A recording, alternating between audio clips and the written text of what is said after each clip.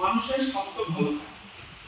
সেটা কি হচ্ছে আউটসাইড অ্যাটাচিং এনভায়রনমেন্ট, যে পরিবেশে সে থাকছে সেই পরিবেশটা বসবাসের উপযোগী করতে হবে, একটা পরিবেশ বান্ধব পরিবেশ গড়ে তুলতে হবে, ইকো ফ্রেন্ডলি পরিবেশ।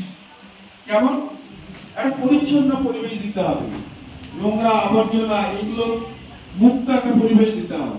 আর নোংরা আবর্জনা মুক্ত পরিবেশ হলে কি হবে, মশা মাছি এই সমস্ত উপদ্রব কি কমে যাবে। তাকে গান শোনাতে হবে। কেউ আমরা এরকম বক্তৃতা শুনতে পছন্দ করে, বা আমরা দেখি না অনেক সময় বোর্ডের মাথায় একটা লোক মাইকে বলছে আর কেউ শুনছে না, সবাই চলে যাচ্ছে, বলছে কেউ দাঁড়িয়ে নেই। ওই জানে ওখান থেকে কেউ না কেউ দূরের থেকে হয়তো শুনছে। যদি 5টা লোক শুনে সেটাই কাজ, হাজার হাজার লোক শোনার দরকার নেই। এই 5টা করে কিন্তু একদম অনেক বড় অঙ্ক হয়ে যায়। তাহলে এর একটা সত্যতা আছে, প্রচার করে মানুষকে রোগ বালাইয়ের হাত থেকে কিভাবে মুক্ত থাকা যায় সেটা যত মানুষ জানবে ততদিন রোগ বালাই কম হবে। এখন পরিষ্কার পরিচ্ছন্ন খাওয়া পাচড়া এগুলো কম হয় না। আমি একটা সময় দেখতাম, আমাদের ছোটবেলায় দেখেছি বাচ্চাদের মাথায় ঘা, নাকে ঘা, চোখে ঘা, ঘায়ে ভর্তি হচ্ছে। তাহলে পরিচ্ছন্ন থাকলে যে এগুলো সুস্থ থাকা যায়, এটা প্রচার যত বেশি হবে তত কিন্তু এই রোগ বালাই দূর হবে। আর হচ্ছে কিছু নৈতিক পরিবেশ আছে, মানুষের কিছু কিছু ব্যবস্থা এমন করতে হবে প্রচার করে যে সেই জায়গাগুলোতে মানুষ যেন ঢোকে। যেমন বাল্যবিবাহ একটা সামাজিক ব্যাধি, এটাকে দূর করার জন্য প্রচার যতই যান, যদিও এই মিটিংয়ে বলা উচিত না, আপনি কিন্তু আটকাতে পারবেন। ওই এখানে না হলে অন্য জায়গায় মিটিং হয়ে যায়, লোকজন করে ভয় দেখিয়ে আমি জানি এই নিয়ে আটকাতে পারবো। কিন্তু আমি এইটুকু জানি, এখান থেকে যদি কেউ লোক শিক্ষা নিয়ে যায় আমার মেয়েটাকে আমরা না হলে বিয়ে দেবো না, এরকম একটা অপদস্থ শিকার কেন হবে, তাহলেই সেটাই কিন্তু সব। তাহলে যেটা হচ্ছে সেটা আমি না আটকাতে পারলো, পরবর্তী 5টা লোক যদি শিখে যায় তাহলেই কিন্তু সাধ্য সেই জায়গায় নিয়ে যেতে হবে। রোগের সংক্রমণ প্রতিরোধ করার ব্যবস্থাপনা, স্বাস্থ্য বিধান সম্বন্ধে মানুষকে ধারণা দিতে হবে, পুষ্টি কোন কোন খাবারে পুষ্টি আছে এই সমস্ত ব্যাপার, ও মা ও শিশুর স্বাস্থ্য কিভাবে ভালো থাকবে এইসব বিষয়গুলো কিন্তু যত প্রচার করা হবে। জনস্বাস্থ্য কর্মসূচি এটা একটা পার্ট।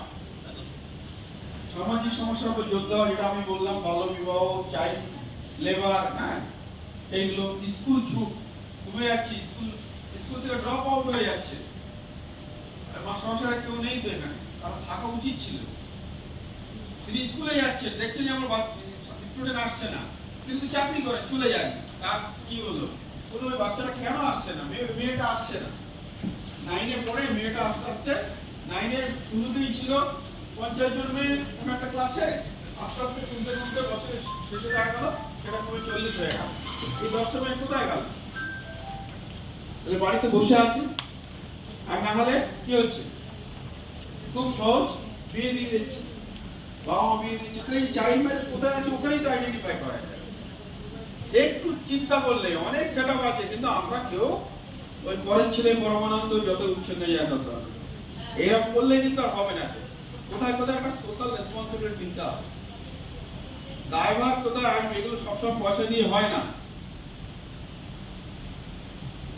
স্বাস্থ্য ভালো থাকবে, স্বাস্থ্য ভালো থাকলে কি হবে, আপনার স্বাস্থ্য কিন্তু 2 প্রকার, একটা শারীরিক এবং মন, দুটোই রাখতে হবে। এটা ভালো থাকলে দেখবেন আপনার অটোমেটিক রোগ বালাই কম হবে, আপনার মধ্যে পরিবারের উন্নতি থাকবে। যে পরিবারের আয় মানে টাকা পয়সা প্রচুর আছে কিন্তু কারোর শরীর ভালো নেই, সেই পরিবারে কিন্তু সুখ নেই। মানে এরকম একটা ব্যবস্থা সামগ্রিকভাবে সবার জন্য করতে হবে।